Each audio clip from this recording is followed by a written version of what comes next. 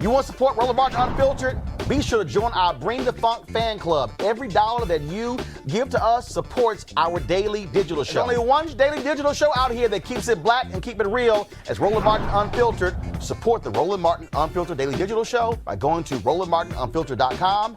You can make this possible. Today, John Kerry, the Special Presidential Envoy for Climate, spoke during a White House news briefing with Press Secretary Jen Psaki and National Climate Advisor Jen McCarthy about President Joe Biden's climate change plan. Kerry discussed Biden's plan to rejoin the Paris Agreement and plan to power American workers and businesses to lead a clean energy revolution. Now, many critics say, oh, no, this is killing American jobs. How dare you kill the Keystone XL pipeline?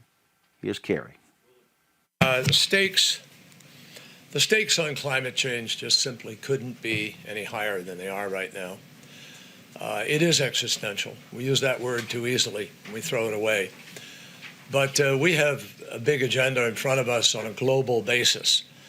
And President Biden is deeply committed, totally seized by this issue, as you can tell by this executive order and by the initiative of getting back into Paris immediately. That's why he rejoined the Paris Agreement so quickly, because he knows it is urgent. He also knows that Paris alone is not enough, not when almost 90% of all of the planet's emissions, global emissions, come from outside of U.S. borders.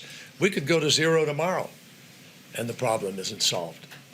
So that's why today, 1 week into the job, President Biden will sign this additional executive set of orders to help move us down the road, ensuring that ambitious climate action is global in scope and scale, as well as national here at home. Today, in the order that he will sign, that Gina has described to you, he makes climate central to foreign policy planning, to diplomacy, and to national security preparedness. It creates new platforms to coordinate climate action across the federal agencies and departments, sorely needed. And most importantly, it commissions a national intelligence estimate on the security implications of climate change to give all of us an even deeper understanding of the challenge. This is the first time a president has ever done that. And our 17 intelligence agencies are going to come together and assess exactly what the danger and damage and potential risks are. The order directs the State Department to prepare a transmittal package seeking Senate advice and consent on the Kigali Amendment to the Montreal Protocol, an amendment that by itself, if ratified and fully enforced globally, could hold the Earth's temperature by 0.5 of an entire degree, not insignificant. And it sets forth a process for us. All right, folks. Mustafa Santiago Ali, formerly worked with the EPA, joins us right now. Mustafa, glad to have you back. Your assessment of today's executive orders dealing with climate change. It brought together a number of different factors, both climate change, environmental justice, and also conservation, and began to put the infrastructure together that actually will help us to win on all of those issues. You know, you got the new White House Council, where you have all of the top leaders coming together to not only strategize, but to begin to move forward on the implementation of the various projects and actions that they're going to have in place. You got an interagency working group where you've got the heads of those respective departments and agencies also coming up with a set of plans in a holistic fashion to be able to move forward. And then the president talked very clearly about the jobs, which is, has always been the sticking point for a lot of folks when you start to have conversations about climate change and, new jobs around wind and a number of other areas that they're going to make investments. So there's $2 trillion that's a part of the set of work that they're doing. And 40% of that is supposed to now be focused on our most vulnerable communities, African-American communities, Latinx, Indigenous, and some other communities that are a part of that mix, so that they now have the funding to address many of the issues that are going on and to begin to move from surviving to thriving, along with them finally taking away those subsidies, those welfare to the fossil fuel industry, which is one of the ways that they've been able to keep a competitive advantage over a new green economy or a clean economy.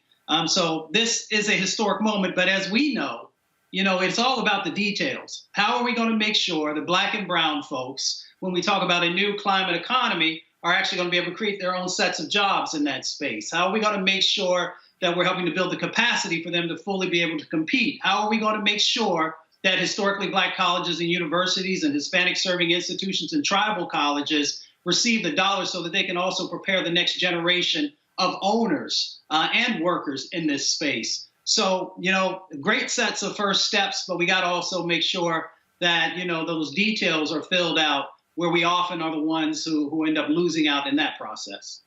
And obviously, when we talk about this issue of climate, when you hear John Kerry say we are putting climate change there under foreign and national security.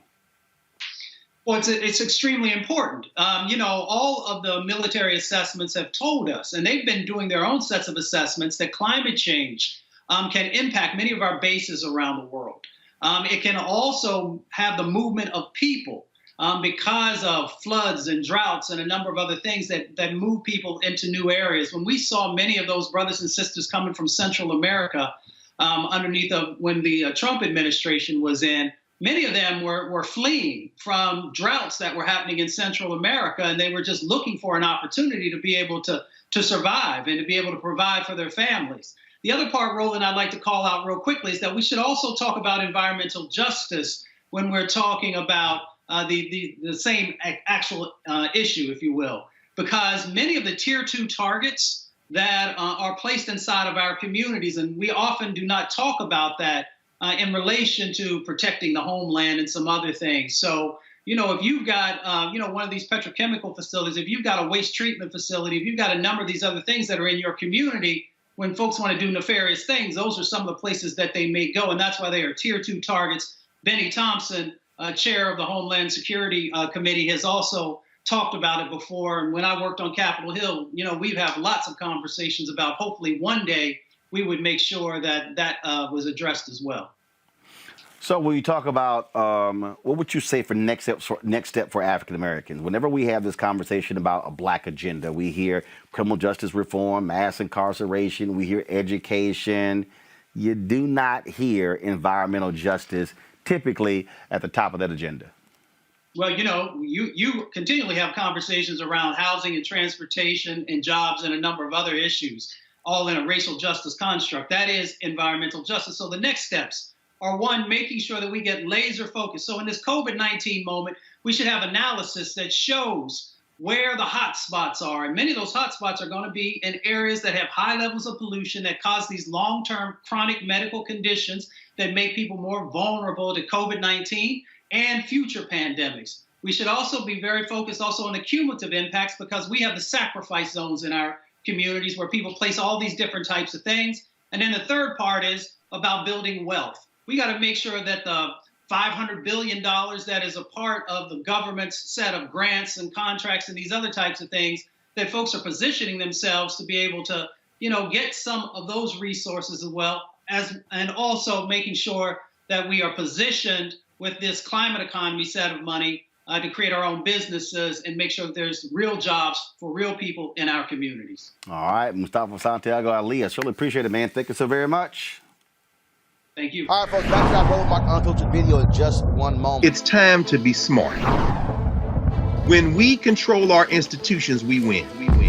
This is the most important news show on television of any racial background. Y'all put $2, $3, $4, $5, $10, $15, $20, $30 on this and keep this going. What you've done, Roland, since this crisis came out in full bloom. Anybody watching this, tell your friends. Go back and look at the last 2 weeks, especially of Roland Martin Unfiltered. I mean, hell, go back and look at the last 2 days. You've had sitting United States senators today, Klobuchar and Harris. Whatever you have you can bring to Roland Martin Unfiltered to support it, please do, because this information may literally save your life. Watch Roland Martin Unfiltered daily at 6 p.m. Eastern on YouTube, Facebook, or Periscope, or go to RolandMartinUnfiltered.com. Support the Roland Martin Unfiltered Daily Digital Show by going to RolandMartinUnfiltered.com. Our goal is to get 20,000 of our fans contributing $50 each for the whole year. You can make this possible. RolandMartinUnfiltered.com.